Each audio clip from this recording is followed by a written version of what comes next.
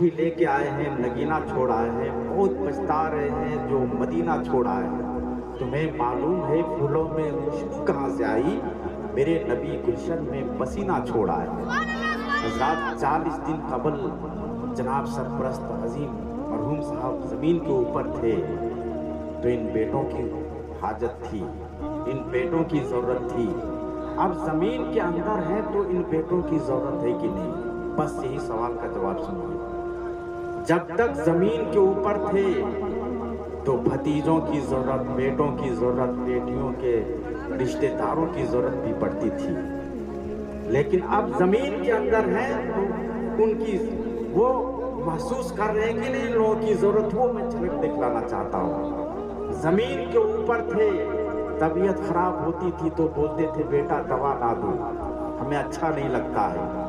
अब ज़मीन के अंदर है फिर भी इन बेटों की ज़रूरत है, फिर भी उनकी रूह पुकार रही है कि बेटे अब हमें दवा नहीं चाहिए, अब हमें दुआ चाहिए, अब हमें दवा की ज़रूरत नहीं है, अब हमें दुआ की ज़रूरत है। इसलिए इतने उलमा और मेहमान और गांव के लोग आए हैं ताकि मरहूम के लिए मग़फ़िरत की दुआ हो जाए, वो जन्नतुल फिरदौस के हकदार बन जाए।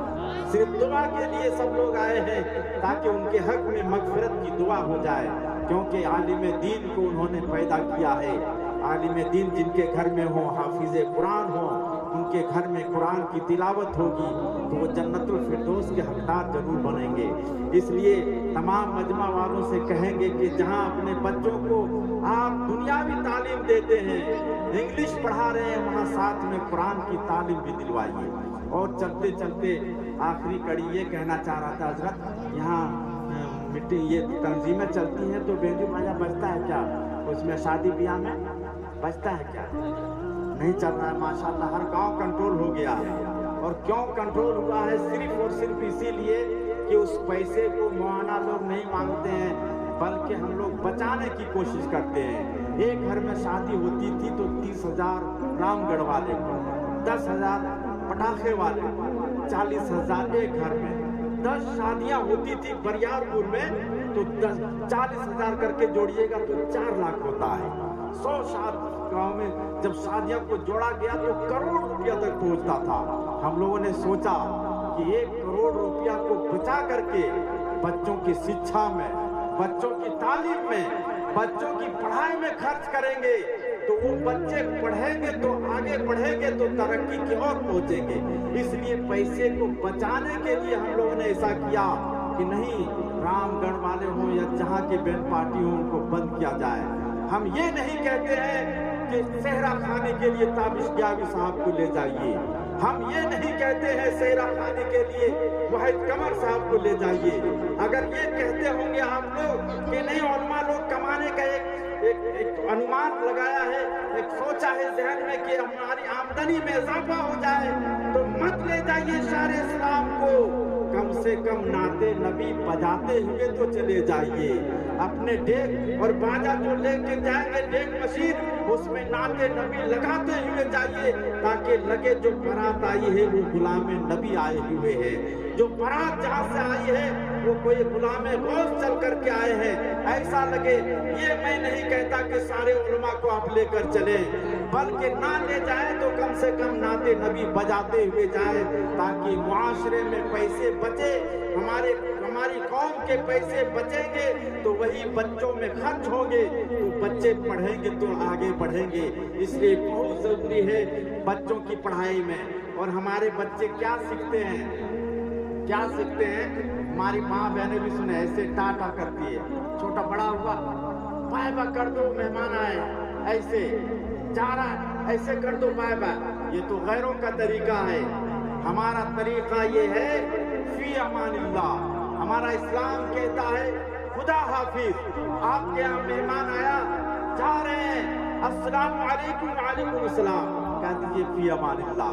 आपका लड़का कमाने के लिए जा रहा है, अस्सलाम वालेकुम, वालेकुम अस्सलाम के बाद कहिए खुदा हाफिज, ताकि जब तक वो वापस ना आ जाए रास्ते में इंतकाल नहीं हो सकता है। यही वजह है वो नौजवान जब जाने लगा कमाने के लिए तो बीवी से कहा ठीक से रहना। कहा आप तो जा रहे हैं, सास भी इंतकाल हो गई, ससुर भी दुनिया से चले गए, लेकिन हमल से बच्चा है, पेट में बच्चा है, वो पैदा होगा तो उसकी परवरिश कौन करेगा? काफी अमानिल्लाह, अल्लाह की अमानत में छोड़कर जा रहा हूँ। नौजवान परदेश कमाने के लिए चला गया, कोई मोबाइल का ज़माना नहीं, कोई इंटरनेट का ज़माना नहीं, ना .com, ना वीडियो कॉम, ना सटालेट, कोई ज़माना नहीं। अभी तो हमारे नौजवान एक नहीं 2-2 मोबाइल रखते हैं, दिन भर में अपनी बीवी से 10 मरतबा बात कर लेते, माँ की खैरियत नहीं पूछ पाते, अपनी बीवी से 5 मरतबा बात कर लेते, बूढ़े बाप की खैरियत नहीं पूछ पाते। उस नौजवान के पास मोबाइल नहीं था, 5 साल के बाद जब कमा करके आया, देखा घर में ताला बंद है। गाँव वालों से कहा मेरी बीवी कहाँ है? कहा आपकी बीवी तो इंतकाल हो गई। कहा चलो कब्र पे ले चलो। गांव के लोग भी चले, नौजवान भी चला, कब्रिस्तान पहुंचा, कहा ये आपकी बीवी की कब्र है। नौजवान खड़े होकर फातिहा पढ़ने लगा, अचानक क्या देखता है, उसकी बीवी की कब्र से आग के शोले निकलने लगे। नौजवान कहता है या अल्लाह, मेरी बीवी तो बहुत नेक थी, नमाज भी पढ़ती थी, रमजान के रोजे भी रखती थी, कुरान की तिलावत भी करती थी, माँ बाप अपने सास और ससुर का एहतराम भी करती थी, कौन सी सजा मिल रही है जो आग के शोले भड़क रहे हैं? नौजवान के दिल ने कहा खोल दो, कब्र को उखाड़ के देख लो। नौजवान ने उखाड़ना शुरू किया, कब्र जब खोला तो क्या देखता है, कब्र के अंदर उसकी बीवी मरी हुई है और मरी हुई बीवी के सीने पे एक जिंदा बच्चा खेल रहा है। नौजवान कहता है या अल्लाह, इस कब्र के अंदर ऑक्सीजन नहीं, इस कब्र के अंदर हवा जाने का रास्ता नहीं, ये बच्चा जिंदा कैसे रह गया? इस कब्र के अंदर ये बच्चा जिंदा कैसे है?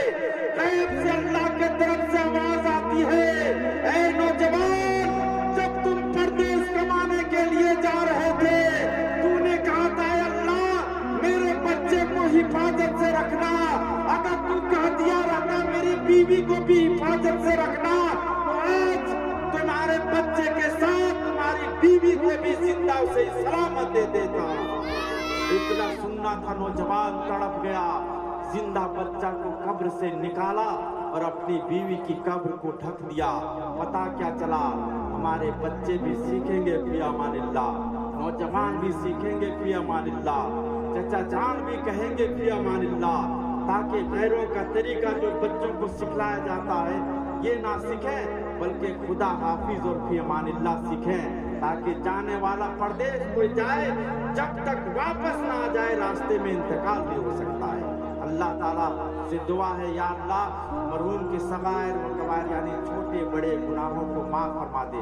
बहुत मोहब्बत फरमाते थे मरहूम सरपरस्त अजीम साहब से, अल्लाह ताला ने जन्नत में करवट करवट जगह नसीब अता फरमाए और उनके घर वालों को सब्र जमील अता फरमाए। अस्सलाम वालेकुम व रहमतुल्लाहि।